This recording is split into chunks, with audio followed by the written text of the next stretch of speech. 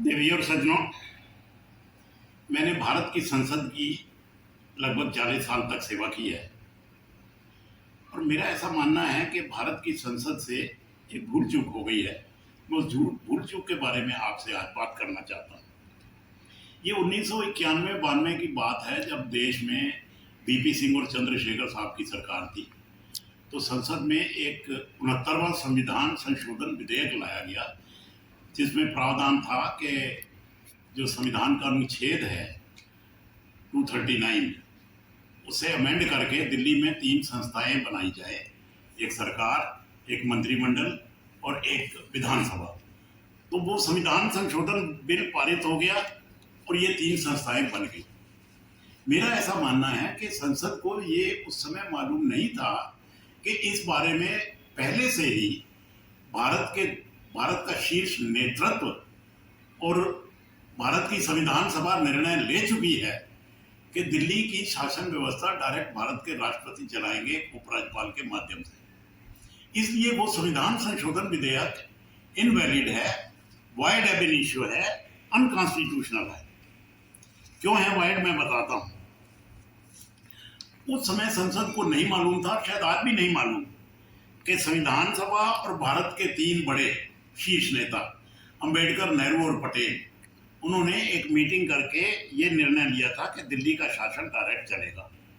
ये रिपोर्ट सदन में एक तो जो संविधान सभा के अध्यक्ष थे डॉक्टर राजेंद्र प्रसाद, उनको दी गई थी और बाद में उसी रिपोर्ट पर संविधान सभा ने भी मोहर लगाई थी, जब संविधान के साथ उसको नत्थी करके सदन पटल पर रखा गया था। तो इसलिए ये निर्णय हो गया था संविधान सभा का कि दिल्ली में ये संस्थाएं नहीं होंगी और राष्ट्रपति ही शासन चलाएंगे।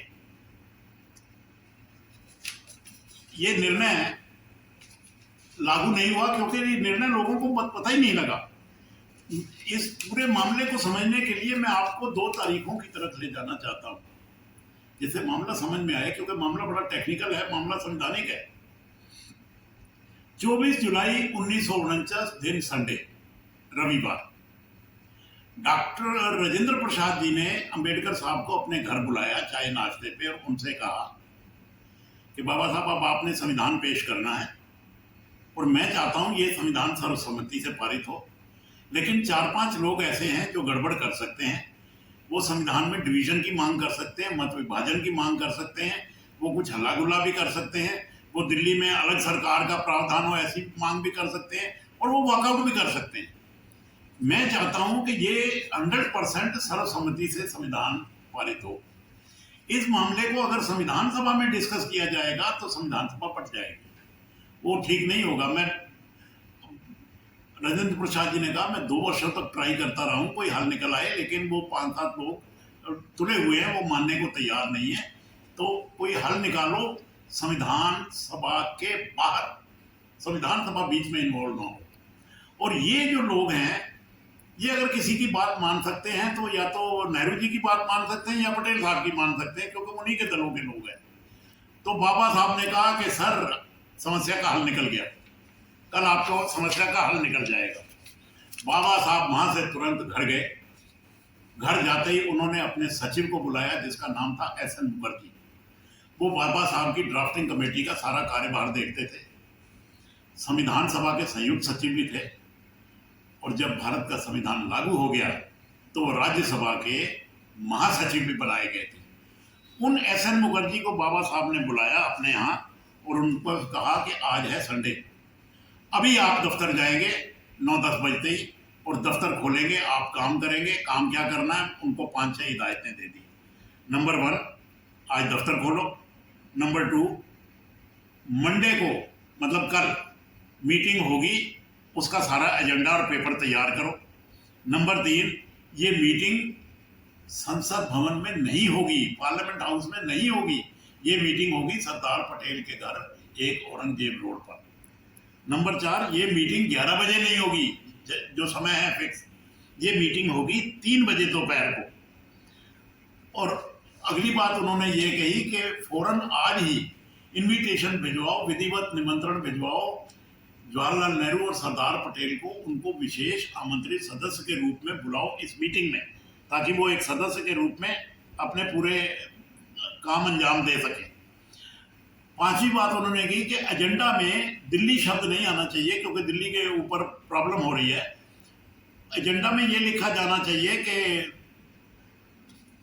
To consider provision relating to centrally administered territories, मतलब केंद्र शासित प्रदेशों के संवैधानिक प्रावधानों पर चर्चा, इस तरह का एजेंडा में लिखा होना चाहिए। और सबसे इम्पोर्टेंट उन्होंने बात की, ये जो वर्बैटिम रिकॉर्डिंग होती है, रिपोर्टर आते हैं कि कार्रवाई का अक्षरशः लिखते हैं, वो नहीं आने चाहिए, नहीं तो इसकी गोपनीयता भंग होने का खतरा है। और सबसे अंतिम बात उन्होंने की, किसी भी सूरत में इस मीटिंग की पब्लिसिटी नहीं होनी चाहिए और स्टाफ वही लगाइए जो आपका विश्वसनीय हो, ट्रस्टेड हो। कुल मिला के ये एक तरह से जॉइंट मीटिंग हो गई, जिसमें 2 मेंबर सरकार की तरफ से जो सर्वोच्च पदों पर थे और 7 मेंबर संविधान सभा के जो बाबा साहब की कमेटी के मेंबर थे। यानी 9 मेंबरों की ये कमेटी हुई मीटिंग, और ये मीटिंग हुई 25 जुलाई को 3 बजे एक औरंगजेब रोड सरदार पटेल के घर। उसमें क्या निर्णय लिए गए, उसमें मोटे तौर पर 2-3 निर्णय लिए गए। नंबर 1, दिल्ली का शासन भारत के राष्ट्रपति चलाएंगे उपराज्यपाल के माध्यम से। इसका मतलब ये होता है कि दिल्ली में कोई अलग से सरकार नहीं होगी, अलग से कोई मंत्री परिषद नहीं होगी, अलग से कोई असेंबली नहीं होगी। दूसरा डिसीजन इस कमेटी ने ये लिया कि राजधानी के सारे कानून केवल भारत की संसद बनाएगी। एक्सक्लूसिवली वर्ड यूज किया बाबा साहब ने 2-3 बार अपनी रिपोर्ट में कि all laws legislative proposal shall be considered exclusively by parliament, और किसी अन्य संस्था की कोई भूमिका नहीं होगी। और ये उसी तरह एक्सक्लूसिवली लेजिस्लेट करेगी जैसे अमेरिका में है, ऑस्ट्रेलिया में है, कनाडा में है, उनकी पार्लियामेंट में। अब बाबा साहब ने अपनी रिपोर्ट इस बेस पे डॉक्टर राजेंद्र प्रसाद जो संविधान सभा के अध्यक्ष थे उनको दे दी। रिपोर्ट अंग्रेजी में है, रिपोर्ट लंबी चौड़ी है, रिपोर्ट 15 पेज में है। मैंने उसका रेलेवेंट पैरा और उसकी हिंदी बना लिया आपकी सुविधा के लिए, मैं वो हिंदी पढ़ देता हूँ। बाबा साहब ने कहा सो फार एज रिलीज, नहीं मैं हिंदी पढ़ता हूँ। आई कोट, जहां तक, ये बाबा साहब के शब्द हैं उनके पेन से निकले हुए, जहां तक दिल्ली का संबंध है, हमें ऐसा प्रतीत होता है कि भारत की राजधानी के रूप में इसे किसी स्थानीय प्रशासन के अधीन नहीं रखा जा सकता। संयुक्त राज्य अमेरिका में सरकार की सीट के संबंध में कांग्रेस अर्थात वहां की संसद एक्सक्लूसिव लेजिस्लेटिव पावर का इस्तेमाल करती है। ऑस्ट्रेलिया में भी ऐसा ही है। अतः हम इस निष्कर्ष पर पहुंचे हैं और हमने प्रारूप में प्रस्ताव किया है, हम मतलब बाबा साहब, उनकी कमेटी और नेहरू जी और पटेल साहब सारे मिलकर हमने प्रारूप में प्रस्ताव किया है कि इन केंद्रीय क्षेत्रों का प्रशासन इनके निवासियों की इच्छा के अनुसार भारत सरकार द्वारा या तो चीफ कमिश्नर या लेफ्टिनेंट गवर्नर या गवर्नर या पड़ोसी राज्य के शासक के माध्यम से ही प्रशासित किया जाए। किसी विशेष क्षेत्र के संबंध में क्या किया जाना चाहिए, यह आदेश के यह राष्ट्रपति पर छोड़ दिया गया है। वे अर्थात भारत के राष्ट्रपति, वे अन्य मामलों की तरह ही इसमें भी निश्चित रूप से उत्तरदायी मंत्रियों की सलाह पर कार्य करेंगे। वे यानी भारत के राष्ट्रपति चाहे तो दिल्ली में उपराज्यपाल रख सकते हैं। वे अर्थात भारत के राष्ट्रपति आदेश द्वारा स्थानीय विधायिका भी सृजित कर सकते हैं और इसके गठन और शक्तियों का प्रावधान भी कर सकते हैं। अनकोट। बाबा साहब के शब्द समाप्त हुए और मैं इसमें यह कहना चाहता हूं कि बाबा साहब अम्बेडकर की गई उपरोक्त टिप्पणी, जिसे संविधान के अंतिम प्रारूप फाइनल ड्राफ्ट के साथ रख के सभा पटल पर रखा गया था, स्पष्टता दी है कि हमारे संविधान निर्माता किसी भी तरह से दिल्ली में कोई पैरेलल और कंकरेंट सरकार, मंत्रिपरिषद, विधानसभा आदि के सृजन के इच्छुक नहीं थे, ना ही उन्होंने इसका अनुमोदन किया था जो आजकल चल रहे हैं। अब मैं ये कहता हूं कि ये 69th अमेंडमेंट जो है, जो आया वीपी सिंह और चंद्रशेखर सरकार के जमानों में, ये इसके बारे में मैंने कुछ,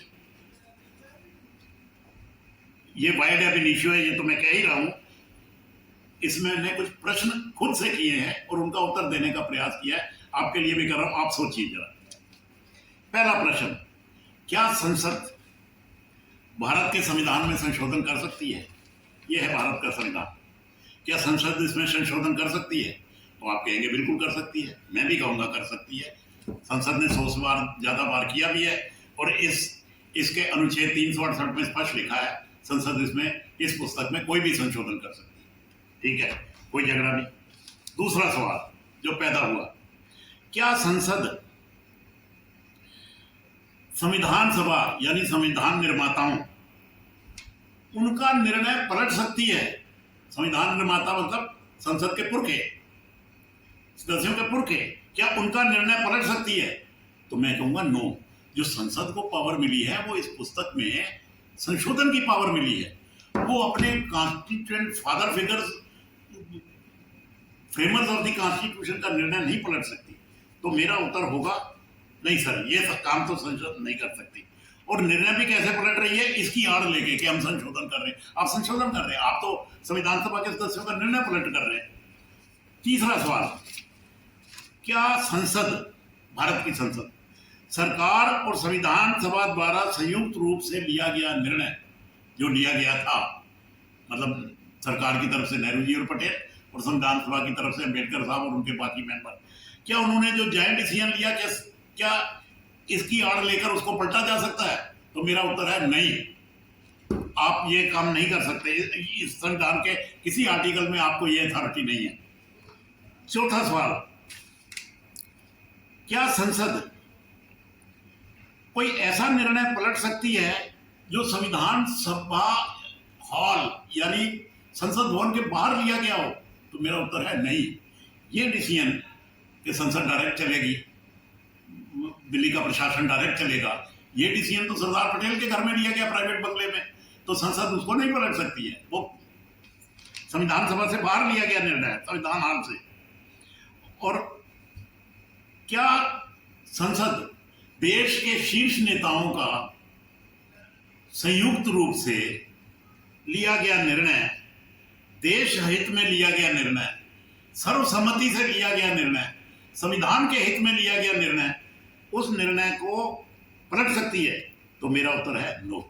इसलिए मैं कहता हूं कि ये जो कॉन्स्टिट्यूशन 69th अमेंडमेंट पास हुआ है, जिसके हिसाब से दिल्ली में 3 संस्थाएं बनाई गई हैं, ये संस्थाएं एब इनिशियो वाइड है। एब इनिशियो का मतलब होता है प्रथम दिन से ही, बनने से ही, अर्थात जब से मदन लाल खुराना बने दिल्ली के मुख्यमंत्री, तब से लेके अरविंद केजरीवाल तक जितने मुख्यमंत्री रहे या जितने भी विधानसभाएं रही, वो सारी इनवैलिड हो गई। तो ये तो मामला बहुत सीरियस हो गया।